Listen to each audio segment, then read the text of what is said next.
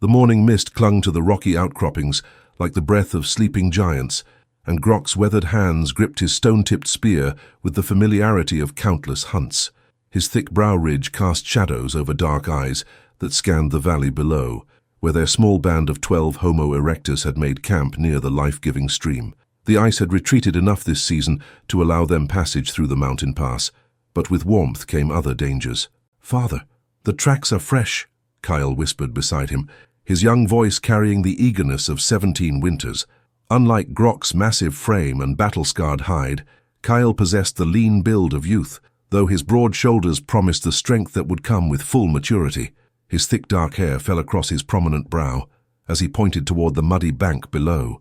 Grok's jaw clenched as he studied the massive paw prints embedded in the soft earth. Each print was larger than a man's head, with deep claw marks that spoke of a creature capable of tearing through flesh and bone with terrifying ease. The cave bear had returned. "Ursus spelaeus," Grok growled, using the guttural sounds their band had developed to name the great predator. "Deathbringer. It hunts in our territory again." Below them, the band moved through their morning routines with practiced efficiency. Nara, Grok's mate, tended the precious fire with dried dung and carefully rationed wood, her thick hands skilled from years of keeping the flames alive. The elderly Thog sat cross-legged nearby, napping flint with patient precision, his gnarled fingers still steady despite his advancing years. Young mothers nursed their infants while keeping watchful eyes on the older children who played near the water's edge, their laughter a precious sound in the harsh wilderness. "The beast grows bold," Kael observed, his voice dropping to match his father's serious tone. "Yesterday it was a full day's walk from here. Now it comes close enough to drink from our stream." Grok nodded grimly. 3 moons ago, they had found the remains of another hunter-gatherer band 20 valleys south, scattered bones picked clean, skulls crushed by massive jaws. The cave bear had been hunting hominids, and each encounter made it more confident, more dangerous. Soon it would attack their camp directly. "It tests us," Grok said, his deep voice carrying the weight of leadership. "Learns our movements, our weaknesses. This creature has tasted the flesh of our kind and found it good."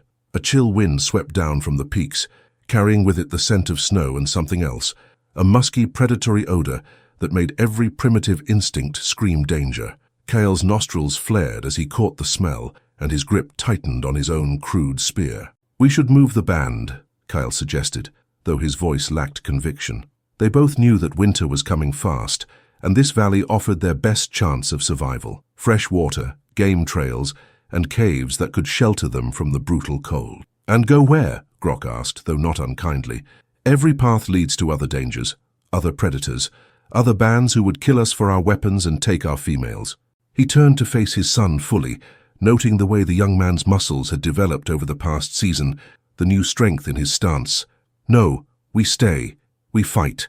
In the camp below, old Thog suddenly straightened, his primitive senses alerting him to some disturbance. He made a low clicking sound that carried across the water, the band's signal for potential danger.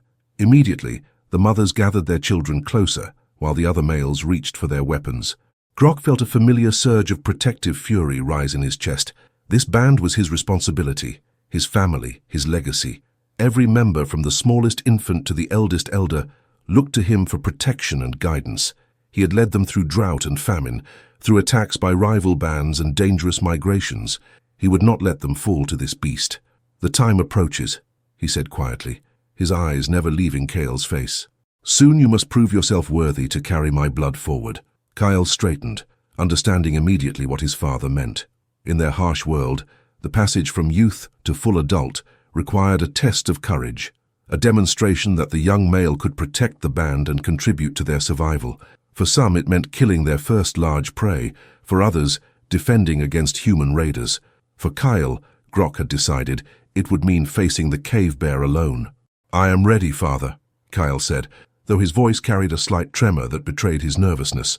Grok studied his son's face, seeing both determination and fear in the young man's expression. Good. Fear would keep him alive long enough to use his intelligence and training. Overconfidence had killed many promising young hunters. "We shall see," Grok replied. As the sun climbed higher, casting long shadows across the valley floor, Grok called for the ritual gathering.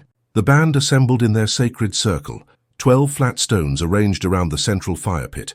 each representing a member of their hunter-gatherer family. The arrangement had been passed down through generations, a simple but powerful symbol of unity and shared survival. Thog limped forward, his ancient joints protesting each movement, but his mind still sharp as the obsidian blades he crafted.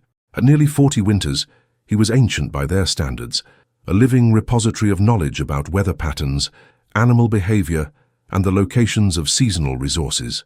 His weathered face bore the scars of countless encounters with predators and rival bands. "The Deathbringer grows bold," Thog wheezed, settling onto his stone with careful precision. "I have seen this before, in the Valley of Tall Grass, many seasons past. A great bear learned the taste of our flesh and hunted us like we hunt deer." Nara sat beside her mate, her broad hands resting on her slightly swollen belly. At 32 winters, she carried Grok's fourth child, though only Kael had survived to maturity. Her thick, muscular frame spoke of years spent gathering roots, processing hides and defending the camp when the men were away hunting. Dark hair, streaked with early grey, framed her strong features. "What became of that band?" she asked, though her tone suggested she already suspected the answer. "Scattered to the winds," Thog replied grimly. "The bear killed 3 adults before they abandoned their territory. Most died during the migration. Cold, hunger, attacks from other bands protecting their own lands." Young Brack, barely 15 winters and eager to prove himself, spoke up from across the circle. His adolescent voice cracked with emotion. "Then we kill it first. All the males together, surround it, spear it until it dies. And lose half our hunters in the process," countered Jorik, a seasoned provider whose scarred torso told the story of many dangerous encounters. "Cave bears are not elk or bison. They fight with intelligence, fury. One swipe from those claws." He gestured to his own shoulder, where 4 parallel scars marked where a smaller cave bear had nearly ended his life 2 seasons ago. Only Grok's intervention had saved him, driving the beast off with fire and coordinated spear thrusts. Kael remained silent, feeling the weight of expectation pressing down on him like the stones of an avalanche. He understood what his father intended. Every glance, every meaningful pause in the conversation pointed toward the ancient ritual of proving. In their harsh world, leadership was not inherited, but earned through demonstrated courage and skill. "The beast must die," Grok declared, his deep voice carrying absolute authority, "but not through waste of our precious hunters. We cannot afford to lose even one." He stood, his massive frame commanding attention from every member of the band. At 35 winters, Grok was in his prime, powerful enough to dominate any challenger, experienced enough to make wise decisions, young enough to endure the physical demands of leadership. His thick neck and prominent jaw gave him a formidable appearance that had intimidated rivals and predators alike. "There is another way," he continued, his eyes finding Kael's across the circle. "The way of our ancestors. The way that proves a young male worthy to lead." Understanding rippled through the group. Several of the adults nodded knowingly, while the younger members looked confused or frightened. Nara's face paled beneath her weathered features, and her hand instinctively moved to protect her unborn child. "The testing," whispered Vera, Jorik's mate, her voice barely audible above the crackling fire. She had seen this ritual performed twice in her 28 winters, and both times the young challenger had died screaming. "Grok, no," Nara said firmly, rising from her stone despite the awkwardness of her condition. "He is not ready. Another season, perhaps 2. The bear will not wait for our convenience," Grok replied, though his tone softened when addressing his mate. "And Kael has the strength, the speed. More importantly, he has the mind to succeed where brute force would fail." Kael finally found his voice, though it took considerable effort to keep it steady. "What would be required of me, father?" "You would go alone to the bear's den," Grok explained, his words falling like stones into still water. "Armed only with spear and knife, you would face the Deathbringer in single combat, and either return victorious or not at all." The silence that followed was profound, broken only by the whisper of wind through the canyon walls and the distant call of a hunting bird. Every member of the band understood the implications, not just for Kael, but for all of them. If he failed, they would still face the bear, but without their future leader. If he succeeded, he would have proven himself worthy to eventually replace Grok when age finally claimed the great hunter. "I accept," Kael said quietly, surprising himself with the firmness in his voice. Thog nodded approvingly, his ancient eyes gleaming with something like pride. "Spoken like a true hunter, but first you must prepare. The bear's den is not just a physical challenge, it is a test of everything you have learned about survival, strategy, and the ways of predators. How long do I have? Kael asked. Grok looked toward the mountains where storm clouds were beginning to gather. 3 days. Then you go to meet your destiny. The first day of preparation began before dawn, with Grok leading Kael away from the sleeping band toward the higher ridges where they could train without disturbing the others. The morning air bit at their exposed skin, and their breath formed small clouds that dissipated quickly in the thin mountain atmosphere. "Show me your spear work," Grok commanded, positioning himself 20 paces from a dead tree trunk scarred by countless practice sessions. Kael hefted his weapon, a carefully crafted ash shaft topped with a sharp obsidian point that Thog had napped specifically for him. The spear was perfectly balanced for his height and arm strength, neither too heavy nor too light. He drew back his arm, feeling the familiar weight distribution, then hurled it forward with all his strength. The obsidian tip struck the tree with a solid thunk, penetrating deep into the weathered bark. A good throw, accurate and powerful, but Grok shook his head disapprovingly. "Against a deer, sufficient," the older hunter said, retrieving the spear and examining the point for damage. "Against a cave bear, fatal, for you, not the beast." He demonstrated the difference, showing Kael how the massive muscle and bone structure of the cave bear would deflect or absorb spear thrusts that would easily kill smaller prey. Ursus spelaeus has layers of fat, thick hide, and bones like stone. Your spear must find the precise spots where it can penetrate deeply enough to cause mortal damage. For the next several hours, Grok used charcoal to mark the vital points on various surfaces. Rocks shaped roughly like a bear's massive form, scratches in the dirt showing the creature's anatomy from different angles, heart, major arteries, the soft tissue behind the foreleg, the vulnerable area beneath the jaw. "But remember," Grok warned, "the bear will not stand still like these targets. It will be moving, striking, trying to crush you with its weight or tear you apart with those claws." They practiced footwork next, Grok attacking with a heavy branch while Kael learned to dodge and counterattack. The young hunter was quick and agile, but his father's simulated bear attacks revealed crucial weaknesses. A tendency to back away in straight lines rather than circling, insufficient use of terrain features, and a fatal hesitation before committing to strikes. "You think too much," Grok observed, after knocking Kael to the ground for the 10th time. "In battle, thought must become instinct. Your body must know what to do before your mind realizes the danger." As the sun reached its peak, they paused to share dried meat and water from a leather pouch. Kael's body ached from the constant training, but his mind buzzed with new understanding about the nature of predator combat. "Tell me about the bear's behavior," Grok said, settling onto a flat rock that overlooked their valley. "What have you observed?" Kael gathered his thoughts, drawing on seasons of watching the great creature from safe distances. "It hunts mostly at dawn and dusk, prefers to ambush prey near water sources or game trails, shows intelligence in its stalking, sometimes follows potential victims for days before attacking." "Good, what else?" "It seems to enjoy the hunt itself, not just the feeding. I have seen it play with wounded prey before killing." Kael shuddered, remembering the terrible sounds that had echoed through the valley during one such encounter. "Yes," Grok nodded grimly.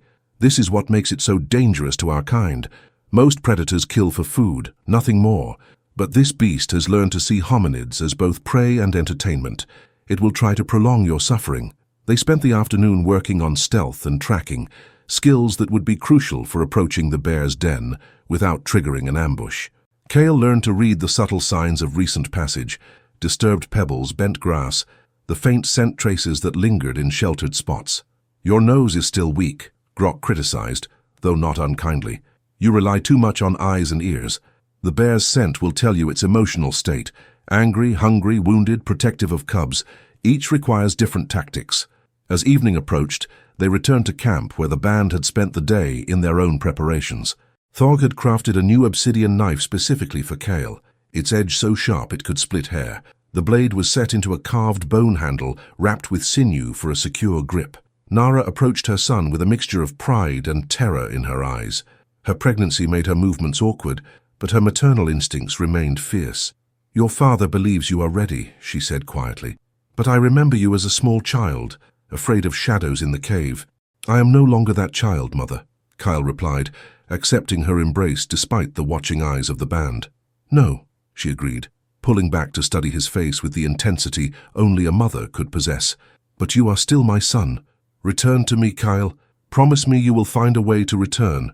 That night, as the band settled into sleep around the carefully banked fire, Kael lay awake staring at the star-filled sky. Tomorrow would bring another day of training, then the final day of preparation, and then the cave bear's distant roar echoed through the valley, a sound that seemed to mock human courage and determination. But instead of fear, Kael felt something else stirring in his chest, a fierce anticipation that surprised him with its intensity. Perhaps he was more ready than even his father realized. The second day dawned grey and heavy with the promise of storm, and Kael woke to find frost covering his sleeping furs, despite the protection of the cave's overhang. Winter was coming faster than anyone had anticipated, and the urgency of his task pressed against his chest like a physical weight. Thog waited for him by the embers of the night fire, his ancient hands already busy preparing something in a carved wooden bowl. The old toolmaker looked up as Kael approached, his weathered face creased with concern. "The signs are mixed, young hunter," Thog said without preamble. "Yesterday I found the broken wing of a hunting bird near the bear's territory. Death omen, or perhaps warning that flight will not save you." Kael knelt beside the elder, accepting the bowl of bitter herb tea that would sharpen his senses for the day's training. Their band had accumulated many beliefs about omens and signs over generations of survival in the wilderness, and while Kael understood these were not magical truths, they often reflected subtle observations about natural patterns. "But I also found these," Thog continued, producing 3 perfect obsidian chips from his pouch. "Each piece broke exactly as I intended during napping yesterday. Perfect fractures, sharp as winter wind. Good fortune for tool-making, perhaps good fortune for using tools." Grok emerged from the deeper recesses of the cave, where he had been consulting with Jorik and the other experienced hunters. His expression was grim as he approached his son. "The weather will change tomorrow," he announced. "Heavy snow, perhaps lasting several days. If you do not face the bear before then, we may lose our chance entirely." The implications were clear. Trapped by weather, the cave bear might seek shelter closer to their camp, or worse, decide to raid their food stores when other prey became scarce. Either scenario would endanger the entire band. "Then I go today," Kael said, surprising himself with the decisiveness in his voice. "No." Grok's tone brooked no argument. "You need every moment of preparation. Today we perfect your skills. Tomorrow you prove them." They spent the morning in intensive combat training, with Grok pushing Kael harder than ever before. The young hunter's reflexes had sharpened considerably, his footwork becoming more fluid and instinctive, but the older man remained unsatisfied, finding flaws and weaknesses that could prove fatal in actual combat. "Your recovery is too slow after a missed thrust," Grok observed, after once again knocking his son to the ground. "A cave bear will not give you time to regain balance." They worked on combination attacks. Spear thrust followed immediately by knife work, using the momentum of dodged strikes to create new attack angles, maintaining offensive pressure even while retreating. Each drill was repeated until muscle memory began to replace conscious thought. Midday brought an unexpected visitor. Vera came running into their training area, her face pale with alarm. "The bear!" she gasped. "It has taken Jorik's hunting trail." They rushed back to camp where Jorik stood examining a set of massive tracks that led directly across the path he used to reach his favorite hunting grounds. The implications were ominous. The cave bear was no longer simply passing through their territory, but actively claiming it, cutting off their access to vital resources. "It grows bolder by the day," Jorik muttered, his scarred hands clenched into fists.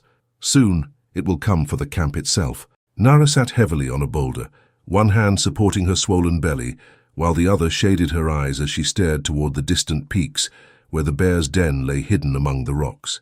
"Perhaps we should leave," she said quietly. "Find another valley, another water source." "Where?"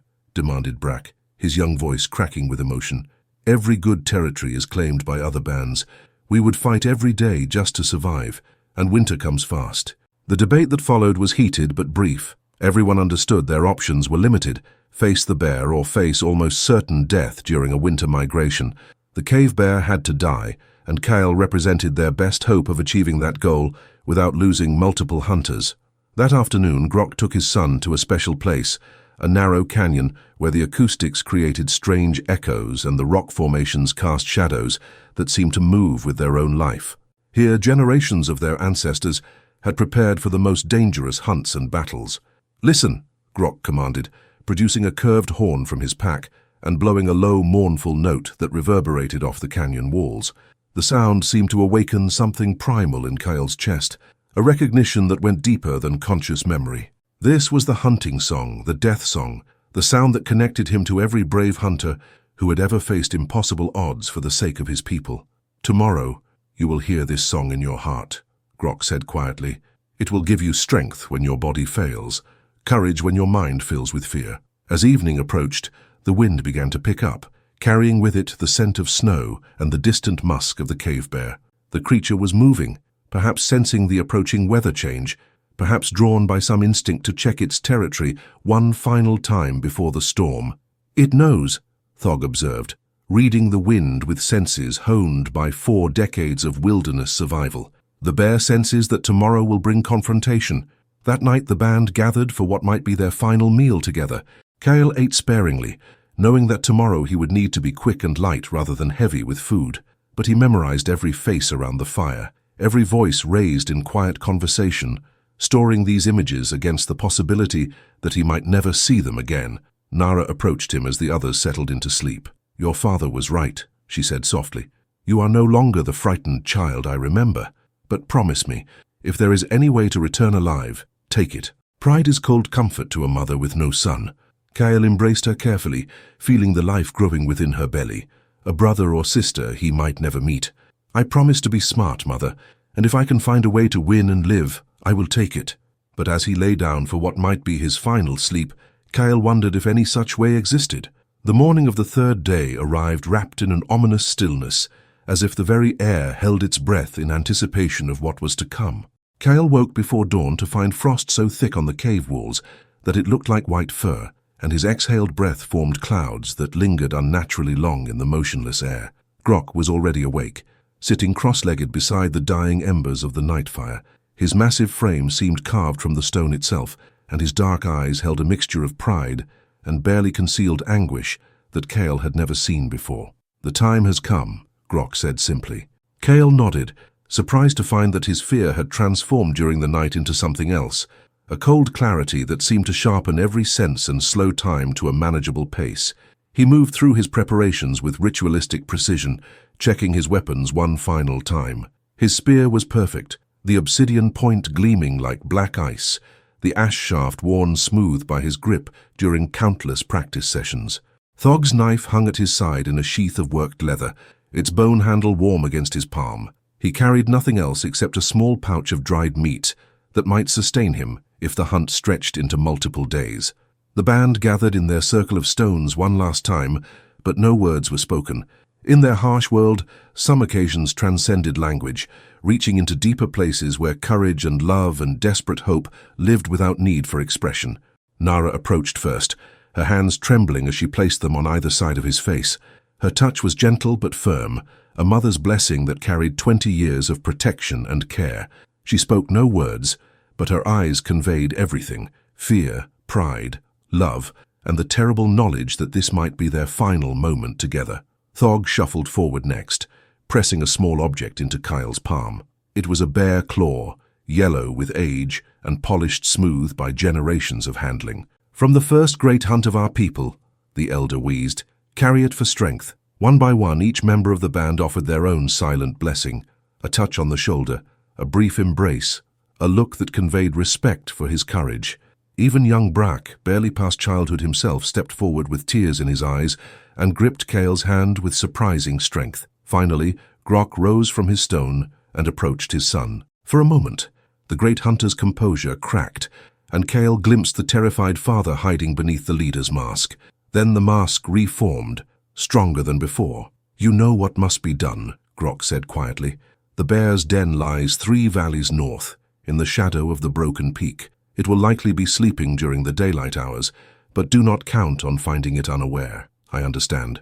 Remember everything I have taught you. Use your intelligence, not just your strength. The bear is powerful but not clever. That is your advantage." Grok paused, then pulled his son into a fierce embrace that spoke of pride and terror and love too deep for words. When they separated, both had tears in their eyes.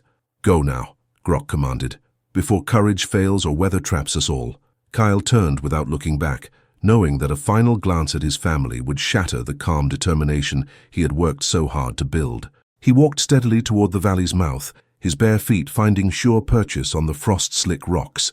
The journey to the bear's territory took him through increasingly desolate terrain. The first valley was familiar hunting ground, marked by game trails and the occasional remains of successful hunts.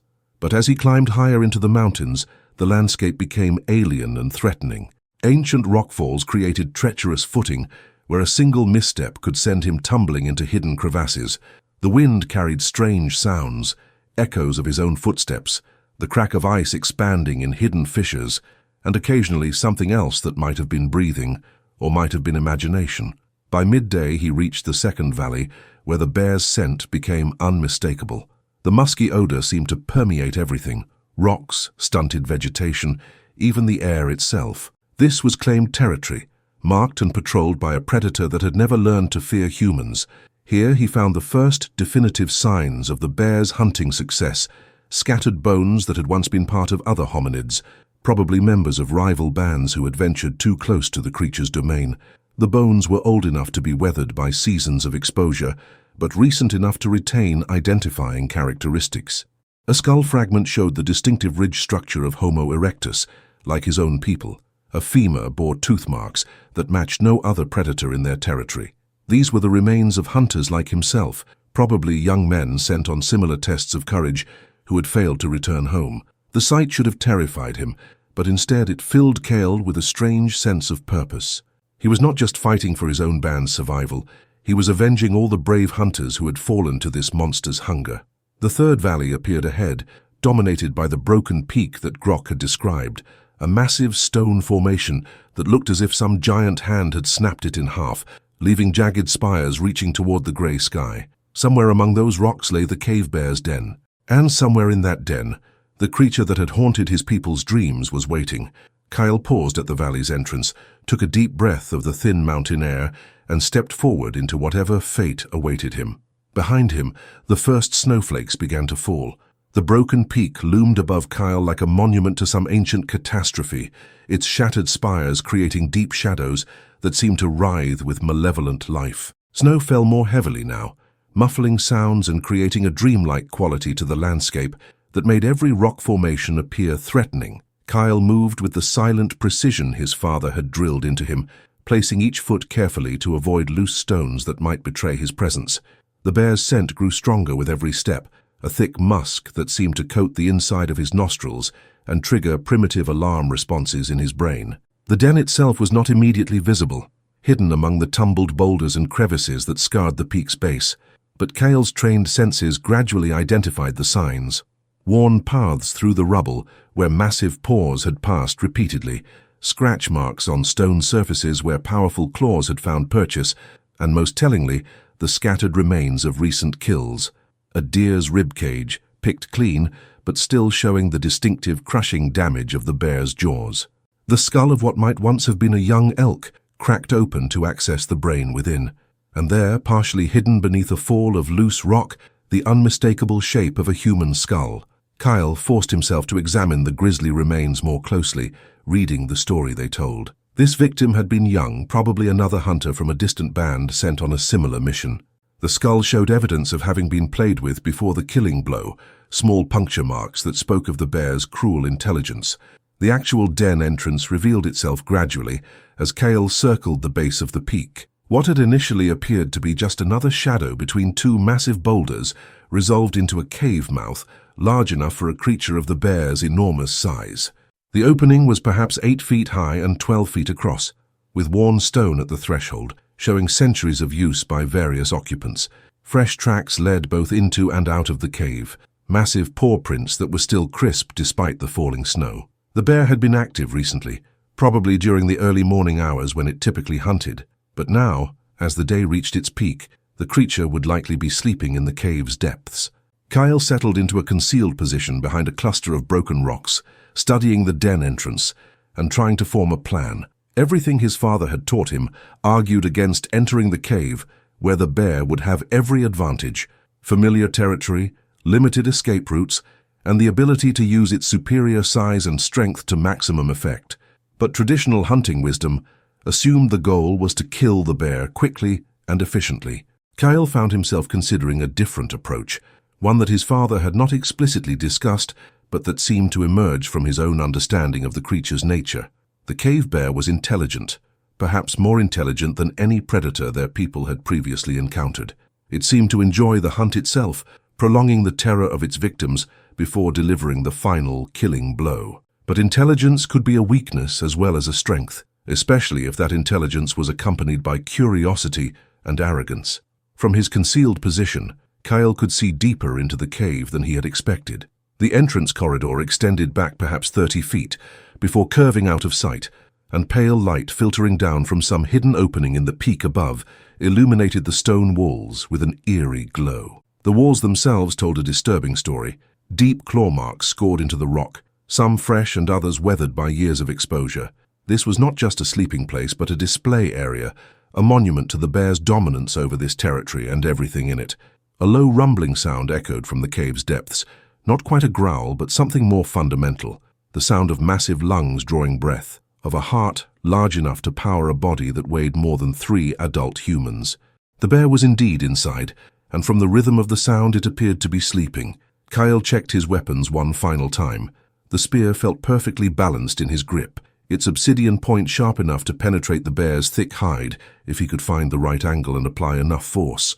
Thog's knife was a comfort against his hip, and the ancient bear claw in his pouch seemed to pulse with warmth. The smart approach would be to wait at the cave entrance, hoping to catch the bear as it emerged for its evening hunt. But Kael found himself rejecting that strategy for reasons he could not entirely articulate. Something about the creature's behavior, its obvious intelligence and cruel playfulness, suggested that a straightforward ambush would not succeed.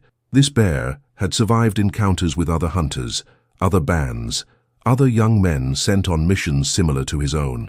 It would be suspicious of obvious traps, wary of traditional hunting tactics. To succeed where others had failed, Kael would need to do something unexpected. The snow was falling more heavily now, beginning to accumulate on the exposed rocks and creating a white carpet that would make silent movement increasingly difficult. If he was going to act, it had to be soon. Taking a deep breath of the thin mountain air, Kael rose from his concealment and began moving toward the cave mouth. His father had taught him to be smart, rather than simply brave, and every instinct screamed that entering the bear's den was the height of foolishness. But sometimes, Kael realized, the smartest move was the one that appeared most foolish to everyone else. He stepped across the threshold and into the cave.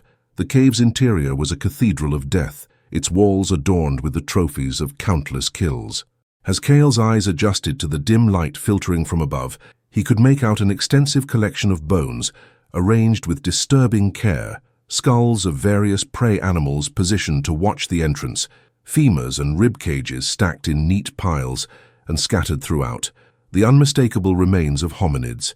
The bear's scent was overwhelming here, thick enough to taste on his tongue, and so concentrated that it seemed to have physical weight. But underneath that dominant musk, Kael detected something else, the sweet, cloying odor of decay that spoke of recent kills not yet fully consumed. The breathing sounds were much louder now, echoing off the stone walls with a rhythm that suggested deep sleep. But Kael had hunted enough dangerous prey to know that sleep in the wild was rarely absolute. Even unconscious, the bear's senses would remain partially alert to potential threats. He moved deeper into the cave with infinite care, testing each step before committing his full weight. The floor was worn smooth by centuries of use, covered with a mixture of dried bone fragments, fur shed during seasonal changes, and the compressed detritus of innumerable meals. 20 feet from the entrance, the corridor curved sharply to the right, and Kael found himself facing a sight that would haunt his dreams for the rest of his life, assuming he lived long enough to have dreams. The cave bear lay in a natural depression that formed a crude sleeping chamber, and even in repose it was a creature of nightmarish proportions. From nose to tail, it measured at least 12 feet, with shoulders that stood 4 feet high even while lying down. Its massive head was easily twice the size of Kael's own, equipped with jaws that could crush bone as easily as he might snap a twig. The creature's winter coat was thick and dark brown, almost black in the filtered light, and Kael could see the powerful muscles shifting beneath the fur as it breathed. Even sleeping, the bear radiated an aura of barely contained violence that made every primitive instinct scream warnings. But what truly terrified Kael was the intelligence visible in the bear's arrangement of its trophies. This was not the random hoarding of a simple predator, but the deliberate curation of a creature that took pleasure in displaying its conquests. Human skulls were positioned prominently near the sleeping area, turned so their empty sockets seemed to watch over the bear's rest. A soft snuffling sound made Kael freeze in place, his heart hammering against his ribs. The bear stirred slightly, one massive paw twitching as if chasing prey in its dreams. For a terrifying moment, Kael thought it was awakening, but the breathing rhythm resumed its deep, regular pattern. This was the moment for a traditional attack. The bear was vulnerable, unaware, presenting a clear target for a spear thrust aimed at the vital organs behind its foreleg. Everything Grok had taught him said to strike now, strike hard, and hope to deliver a killing blow before the creature could fully awaken and retaliate. But as Kael raised his spear, something made him pause. Among the carefully arranged trophies, his eyes had found something that changed everything. A small skull, obviously hominid, but far too small to belong to an adult hunter. This was a child's skull, probably no more than 8 or 9 winters old. The sight hit Kael like a physical blow, and suddenly his father's words echoed in his memory with new meaning. The bear has learned to see hominids as both prey and entertainment. This creature didn't just kill for food or territory. It actively hunted the most vulnerable members of hominid bands, taking pleasure in terrorizing families and destroying the future of entire bloodlines. But with that realization came another, more disturbing thought. The child's skull was positioned prominently among the trophies, suggesting it held special significance for the bear. And if this creature was intelligent enough to take trophies, to arrange displays, to feel something approaching pride in its kills, then perhaps... Kael lowered his spear slightly, studying the sleeping monster with new eyes. What if the traditional approach, the direct attack that every other hunter had surely attempted, was exactly what the bear expected? What if its survival against previous challengers was due not just to size and strength, but to experience and cunning? The cave bear had killed other young hunters, other brave sons sent to prove their worth. It had learned their tactics, their limitations, their predictable courage. It expected them to attack while it slept, expected them to aim for vital organs, expected them to fight like the prey animals it had mastered so completely. A new plan began forming in Kael's mind, one so audacious that he almost dismissed it as madness. But as he crouched there in the bear's lair, surrounded by the remains of its victims, he realized that madness might be the only strategy this creature had never encountered. Instead of attacking the sleeping bear, Kael began to retreat toward the cave entrance, moving with the same careful silence that had brought him this far. But he didn't leave the cave entirely. Instead, he positioned himself just inside the entrance, where the light was brightest, and his voice would carry clearly into the sleeping chamber. Then, taking a deep breath, Kael did something that no hunter in his band's history had ever attempted. He began to speak to the bear. "Great hunter," he called softly, his voice echoing off the stone walls. "Killer of my people, I have come to offer you something you have never had before." The breathing sound stopped abruptly. The silence that followed Kael's words was absolute, as if the very stones held their breath. Then came a sound that chilled his blood, a low, rumbling growl that seemed to emerge from the earth itself, building in intensity until the cave walls vibrated with its power. Massive claws scraped against stone as the bear rose from its sleeping position, and Kael caught glimpses of movement in the dim recesses of the cave. The creature was awakening fully, but it was not charging blindly toward the entrance as he had expected. Instead, it seemed to be considering his words, processing the unprecedented situation of prey that spoke rather than simply fleeing or attacking. "You make sounds like the others," came a voice from the depths, not words as Kael's people would recognize them, but a series of grunts, growls, and huffing sounds that somehow conveyed meaning. The bear had learned to communicate, at least in simple terms, through contact with its hominid prey. Kael felt his knees weaken at the realization that he was actually having a conversation with the monster that had haunted his people's nightmares, but he forced himself to remain calm, to think clearly about what this intelligence might mean for his strategy. "I am different," Kael replied, keeping his voice steady despite the terror coursing through his veins. "I did not come to attack you in your sleep like the others. I came to offer you a choice." Heavy footsteps echoed through the cave as the bear began moving toward the entrance, but slowly, cautiously, like a predator that had learned to be suspicious of unexpected behavior. Kael could hear the creature's breathing, deep and controlled, as it considered this novel situation. "What choice?" the bear's voice rumbled, and Kael was struck by the intelligence behind the simple question. This creature had been communicating with its prey before killing them, perhaps enjoying their terror as much as their flesh. "A true hunt," Kael said, taking a careful step backward toward the cave mouth, while keeping his spear ready. "Not the slaughter of sleeping prey or helpless young, a contest between equals, hunter to hunter." A sound that might have been laughter, or perhaps hunger, echoed from the depths. "Equals. You are small, weak, easy prey." "Then prove it," Kael challenged, his voice gaining strength as his desperate plan began to take shape. "Face me in the open, in daylight, where skill matters more than ambush. Show me why you deserve to be called the greatest hunter in these mountains." The footsteps stopped, and Kael could sense the bear considering his words. In the dim light, he could just make out the massive silhouette at the edge of the curve, a shape so large it seemed to fill the entire corridor. "Why?" the bear asked finally. "Why not kill you here in my place of power?" Kael took another step toward the entrance, gambling that curiosity would overcome immediate hunger. "Because you are bored," he said, speaking a truth he hadn't fully realized until that moment. "You have killed so many of my people that it has become too easy. Where is the challenge in slaughtering children? Where is the glory in ambushing unarmed gatherers?" The silence stretched long enough that Kael began to fear he had miscalculated. Then the bear spoke again, and this time there was something like amusement in its rumbling voice. "You think to anger me into foolishness?" "I think you are already angry," Kael replied, "angry at the emptiness of easy victories. When did you last feel your heart race with genuine uncertainty? When did you last wonder if you might lose?" More movement from the depths, and now Kael could see the bear's eyes, intelligent, calculating, and filled with a predatory interest that was somehow different from simple hunger. The creature was intrigued despite itself. "And if I give you this contest, what do I gain?" Kael felt his way carefully through the answer, knowing that his next words might determine whether he lived or died in the next few moments.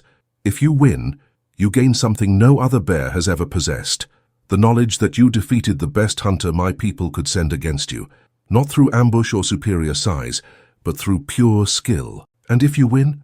There was genuine curiosity in the question, as if the concept of defeat had become so foreign that the bear could barely imagine it. "Then my people will sing songs of the great bear who chose honor over easy prey," Kael said. "Your name will live forever as the greatest hunter who ever walked these mountains." The bear emerged from the depths of the cave, and Kael's breath caught in his throat as he saw the creature in its full, terrible majesty. Standing on its hind legs, it towered nearly 10 feet tall, its massive frame casting a shadow that seemed to swallow the available light. Scars crisscrossed its dark fur, evidence of countless battles and victories. But it was the creature's eyes that truly unnerved him. They held an intelligence that was almost human, a calculating awareness that spoke of a mind capable of strategy, planning, and perhaps even abstract thought. "You interest me, small hunter," the bear said, dropping to all fours and padding slowly toward the cave entrance. "Very well, we shall have your contest. But know this, I will show you no mercy when the time comes to kill." "I would expect nothing less," Kael replied, backing through the cave mouth and into the grey afternoon light. The bear followed him out, and in the open air its size became even more overwhelming. Snow continued to fall around them, creating an arena bounded by the broken peak on one side and the steep valley walls on the others. "Here," the bear announced, settling into a crouch about 20 feet from where Kael stood. "Now we hunt each other." Kael raised his spear and felt the ancient bear claw pulse warm against his chest. Behind him, he could almost hear his father's voice offering guidance and encouragement. But ahead of him stood a creature that had killed dozens of his people, and now he had to prove that intelligence and determination could overcome raw power. The true test was about to begin. The falling snow created a strange, almost sacred atmosphere around the two combatants as they faced each other in the natural arena between the broken peak and the valley walls. Kael gripped his spear with both hands, feeling the familiar weight distribution while his eyes tracked every subtle movement of the massive predator before him. The cave bear moved with surprising grace for such a large creature, its powerful muscles rippling beneath the thick winter coat as it began to circle slowly to Kael's left. This was not the mindless charge he had expected. The beast was applying strategy, looking for weaknesses, testing his reactions. "You move well for prey," the bear rumbled, its voice carrying easily across the 20 feet that separated them. But you still think like prey. Kael forced himself to breathe steadily, remembering his father's lessons about reading an opponent's intentions. The bear's ears were forward and alert, its eyes focused but not yet showing the killing madness that would precede an attack. It was still evaluating, still curious about this unusual challenger. "And you still think like an ambush predator," Kael replied, beginning his own circular movement to maintain distance. "Used to victims who run in straight lines." The bear's lips pulled back in what might have been a smile, revealing teeth like yellowed daggers. "We shall see." Without warning, the creature lunged forward with explosive speed, closing half the distance between them in a single bound. Kael barely had time to bring his spear up in a defensive position before massive claws swept through the air where his head had been a moment before. He rolled to his right, came up in a crouch, and thrust his spear toward the bear's exposed flank. But the creature twisted away with liquid grace, and the obsidian point scraped harmlessly across thick fur without finding purchase. "Better," the bear acknowledged, landing heavily and spinning to face him again. "You do not freeze like the others." The next attack came as a feint. The bear appeared to charge directly forward, then suddenly shifted its weight and swept sideways with one massive paw. Kael read the deception just in time, leaping backward and using his spear shaft to deflect the blow. The impact sent shockwaves up his arms, but he managed to maintain his grip on the weapon. "You learn quickly," the bear observed, but there was approval rather than mockery in its tone now. "Perhaps this will be interesting after all." They circled each other again, both breathing hard from the initial exchanges. Kael realized that his strategy was working. By challenging the bear to an honorable contest, he had awakened something in the creature that valued skill over brute force. The beast was actually enjoying the challenge, fighting with restraint that would have been unthinkable in a normal predator encounter. But that restraint would only last as long as the bear remained entertained. Eventually, hunger and killing instinct would override curiosity, and then Kael would face the creature's full deadly potential. He needed to end this quickly, while the bear was still treating it as a contest rather than a meal. "Tell me," Kael said, continuing his circular movement while looking for an opening, "what became of the child whose skull decorates your cave?" The bear's eyes flashed with something like irritation. "You speak of old hunts. That prey was weak, frightened. No sport in it." "Then why keep the trophy?" Kael pressed, sensing weakness in the creature's response.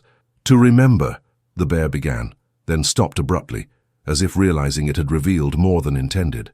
"To remember what it felt like to terrify something helpless," Kael suggested. "How does that make you different from a scavenger feeding on carrion?" This time the bear's charge was real, driven by wounded pride rather than calculated hunting strategy. It came straight at Kael with all the fury of an avalanche, massive jaws gaping wide and claws extended to tear and rend. But anger made the beast predictable, and Kael had been counting on that. He waited until the last possible moment, then dropped to one knee and thrust his spear upward at a sharp angle. The obsidian point caught the bear just behind the foreleg, penetrating deep into the vital cavity where heart and lungs were protected only by muscle and cartilage. The bear's momentum carried it forward, driving the spear deeper, but also bringing its full weight down on Kael. He managed to roll aside at the last second, but massive claws raked across his shoulder, leaving deep furrows that immediately began bleeding freely. The cave bear crashed to the ground, the spear shaft protruding from its side like a gnarled branch. For a moment, Kael thought he had delivered a killing blow. Then the creature began to rise, the obsidian point having missed the heart by inches. "Good," the bear wheezed, dark blood frothing at the corners of its mouth. "Very good. Now we hunt in earnest." The wounded beast was more dangerous than ever, pain and injury stripping away the last vestiges of restraint. Its eyes now held the killing madness Kael had dreaded, and he knew the game phase of their contest was over.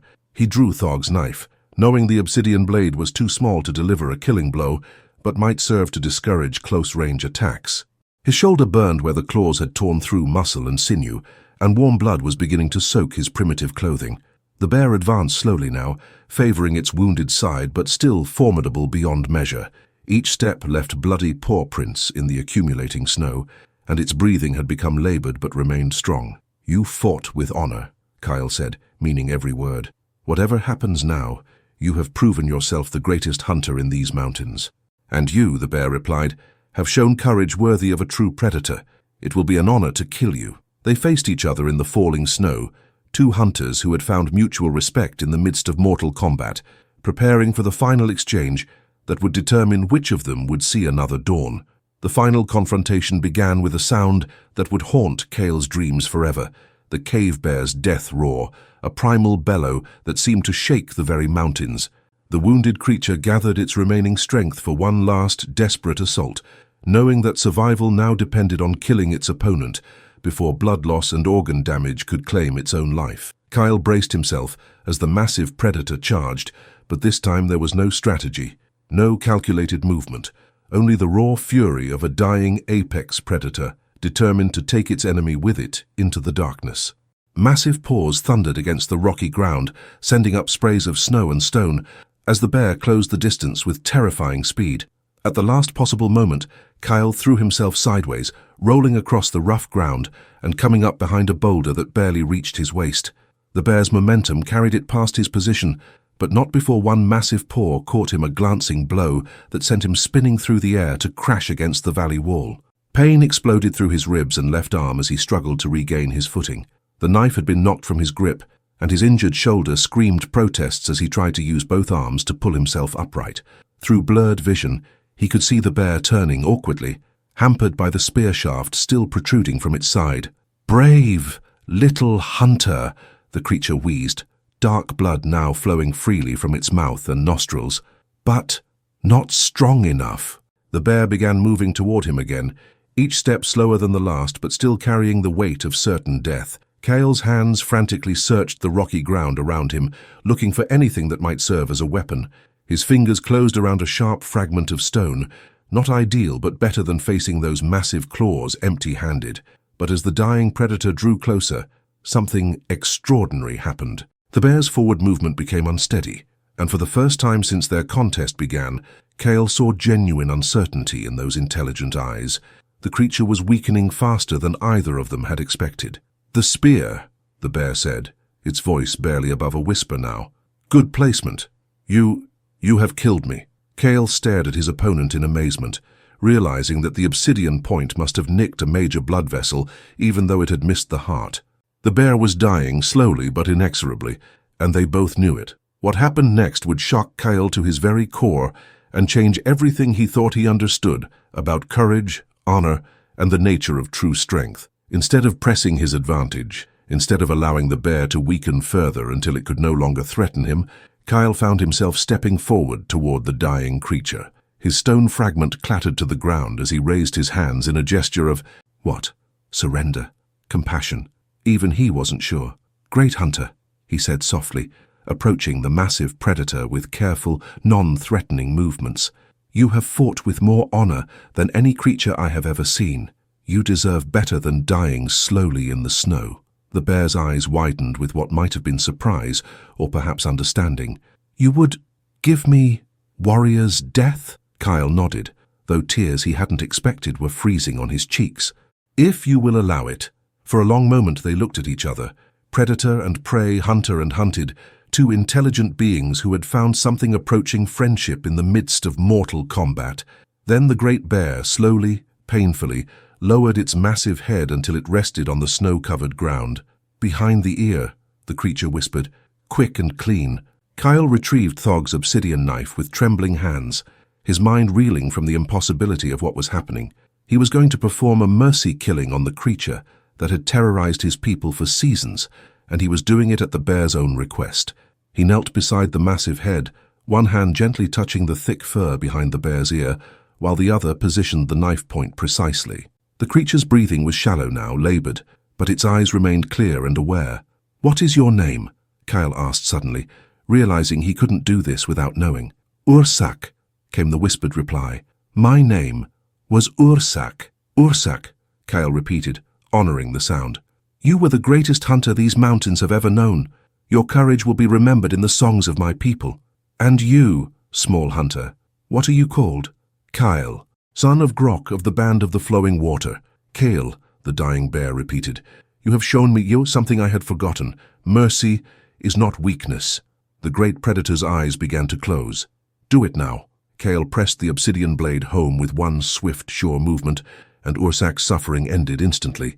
The massive body shuddered once, then lay still in the falling snow. For a long time, Kael knelt beside his fallen opponent, overwhelmed by emotions he couldn't begin to name. He had come here to kill a monster, and instead had found a worthy adversary who had taught him something profound about the nature of true strength. The snow continued to fall around them, gradually covering the scene of their battle. Soon, winter would claim this valley entirely, and when spring returned, there would be only bones to mark where two hunters had met and discovered that even enemies could show each other honor. But the bear was dead, and his people were safe, and Kael had passed his test in a way no one could have anticipated. The snow fell in earnest now, transforming the battlefield into a pristine white shroud that seemed to honor the fallen warrior.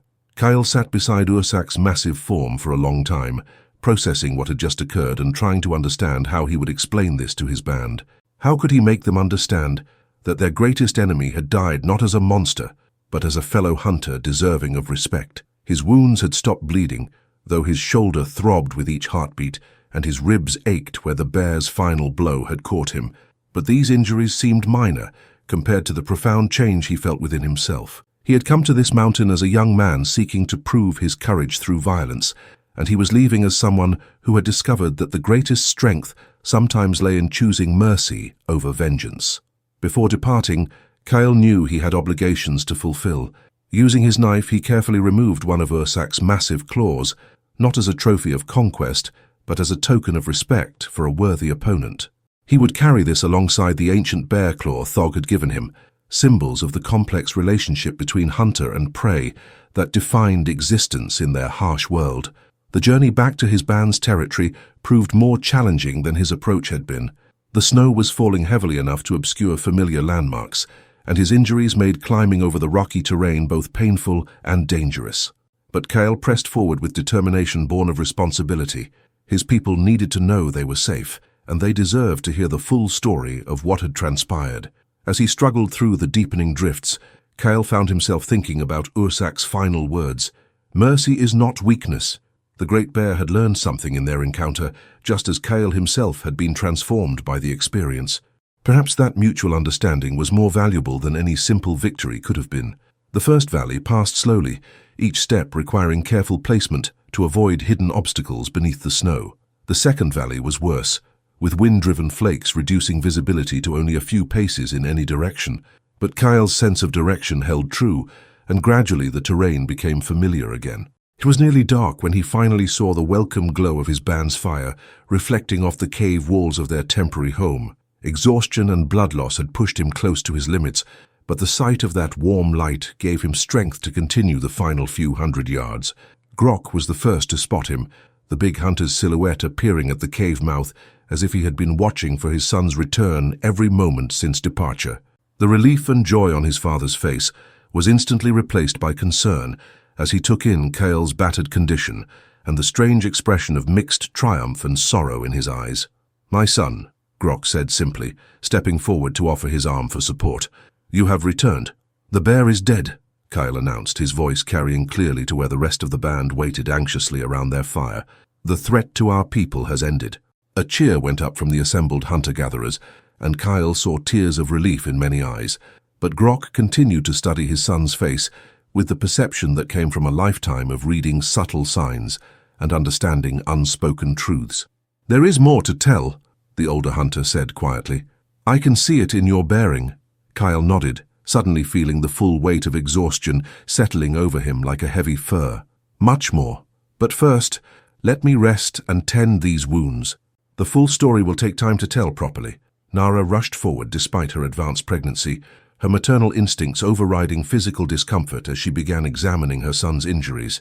"Deep cuts," she murmured, "but clean. They will heal well if we keep them from festering." As the band gathered around him, offering food, water, and assistance with his wounds, Kael felt overwhelmed by their love and concern. These people had trusted him with their safety, had sent him alone to face a creature that had already killed so many others. The knowledge that he had succeeded filled him with a profound sense of completion. But as Thog approached with his ancient, knowing eyes, Kael realized that at least one member of the band suspected there was more to his story than a simple tale of victory in battle. "How you carry yourself differently," the old toolmaker observed, settling beside the fire with his usual careful movements. "The bearing of one who has learned great truths." The bear, Kael began, then stopped, struggling to find words for what he had experienced. The bear was not what we believed it to be. Grok leaned forward intently. What do you mean? Kael took a deep breath, knowing that his next words would challenge everything his people thought they understood about their enemies and their world. It could speak, it could think, and in the end, it chose to die with honor, rather than continue as a creature of mindless violence. The silence that followed was profound, broken only by the crackle of burning wood and the whisper of wind around the cave entrance. Finally, old Thog nodded slowly, as if Kael's words confirmed something he had long suspected. There are more mysteries in this world than we know, the elder said quietly, and perhaps more opportunities for understanding than we have dared to imagine.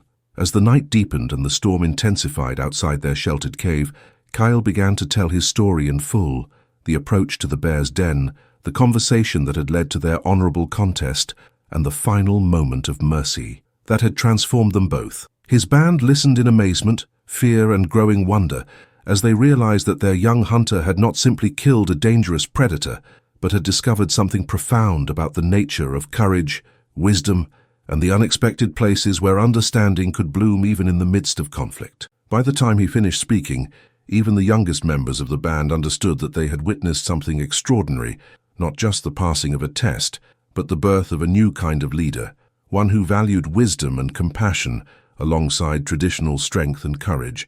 3 days after Kael's return, the storm finally broke, revealing a world transformed by snow and ice. The valley lay pristine under a blanket of white that reflected the pale winter sun with blinding intensity, and for the first time in many moons, the members of the hunter-gatherer band emerged from their cave without the constant fear that had shadowed their daily existence. Kael's wounds were healing well under Nara's careful attention, though the scars on his shoulder would mark him for life, a permanent reminder of his encounter with Ursak. But it was the changes in his bearing and demeanor that truly caught everyone's attention. The young man who had left them carried himself differently now, with a quiet confidence that spoke of hard-won wisdom rather than mere physical courage. Grok watched his son with a mixture of pride and puzzlement as Kael sat by the morning fire, carefully working to preserve Ursak's claw alongside the ancient talisman Thog had given him. The story his son had told challenged everything the band leader thought he understood about predators, enemies, and the nature of strength itself. The young ones speak of nothing else, Nara said quietly, settling beside her mate despite the awkwardness of her advanced pregnancy. They ask endless questions about the bear who could speak, the hunter who showed mercy. Grok nodded thoughtfully. And what do you tell them? That some truths are larger than our understanding, she replied. That courage takes many forms, and the greatest victories are not always won through violence. Across the fire, old Thog was sharing his own interpretation of recent events with anyone willing to listen. The boy has shown us something important, he wheezed, his ancient voice carrying clearly in the still morning air. Intelligence exists in forms we never imagined. Perhaps we are not as alone in this world as we believed. Young Brack, still burning with adolescent eagerness to prove himself, approached Kael with obvious fascination. Tell me again about the contest, he pleaded. How did you know the bear would accept your challenge? Kael looked up from his careful work, considering how to answer. I didn't know, he said honestly, but I recognized something in its behavior, boredom with easy victories, a desire for meaningful challenge. Sometimes understanding your opponent is more important than overpowering them. But you still killed it, Brack pointed out, perhaps trying to reconcile this new philosophy with traditional concepts of heroism. No, Kael corrected gently. Ursak died from wounds received in honorable combat. What I did at the end was grant a warrior's death to a worthy opponent who deserved better than suffering alone in the snow. The distinction was subtle but profound, and Kael could see it registering in the young man's eyes. This was not simply a story about hunting prowess, but about recognizing the dignity inherent in all intelligent life, even when that life belonged to one's enemies. As the day progressed, band members ventured cautiously into their newly safe territory, confirming that the constant threat that had dominated their lives for so long had indeed ended. Game trails that had been too dangerous to use were now accessible again. Water sources that had required armed escorts could be visited by anyone, but perhaps most importantly, the psychological burden that had weighed on every member of the band, the knowledge that an intelligent predator was actively hunting them, had been lifted. Children played with genuine carefree laughter for the first time in months, Adults moved with relaxed alertness rather than constant tension. That evening, as the band gathered for their communal meal, Grok made a formal announcement that everyone had been expecting. "The testing is complete," he declared, his deep voice carrying absolute authority. "Kael has proven himself worthy not just of survival, but of leadership. When the time comes for me to step aside, our band will be in capable hands." But instead of the traditional celebration such announcements usually triggered, Kael held up his hand for attention. "With respect, Father, I have learned something during my trial that changes how I think about leadership itself." The band fell silent, intrigued by this unexpected response. "Strength alone is not enough to guide our people," Kael continued, his voice gaining confidence as he spoke. "Wisdom without compassion becomes cruelty. Victory without honor becomes meaningless. If I am to lead someday, it will be with the understanding that our greatest enemies may also be our greatest teachers." He held up Ursak's claw, letting the firelight play across its curved surface. "This creature could have killed me easily at any point during our encounter. Instead, it chose to engage in honorable combat because I offered it something it had never experienced. Respect for its intelligence and recognition of its worth as a living being." Thog nodded approvingly, his weathered face creased in what might have been a smile. "The wisdom of ages," he murmured. "Sometimes the greatest victory is the one that transforms both victor and vanquished." As winter deepened over their valley, the story of Kael's encounter with Ursak became part of the band's oral tradition, told and retold around fires during the long, dark nights. But it was more than just entertainment. It was a teaching tale that challenged young hunters to think beyond simple concepts of dominance and submission. Children who heard the story learned that courage could take many forms, that understanding an enemy's perspective didn't mean weakness, and that the greatest leaders were those who could find alternatives to violence when circumstances allowed. And on the clearest nights, when Kael looked up at the star-filled sky, he sometimes whispered a few words to the spirit of a great bear named Ursak, thanking him for the lessons learned in their brief but profound encounter. The threat to their band had ended, but something far more valuable had begun. A new understanding of what it meant to be truly strong, truly brave, and truly wise in a world where survival often demanded the hardest choices of all. In the spring, when Nara gave birth to a healthy daughter, they named her Ursa in honor of the enemy who had become a teacher, ensuring that the lessons of compassion and understanding would live on in the next generation. The end.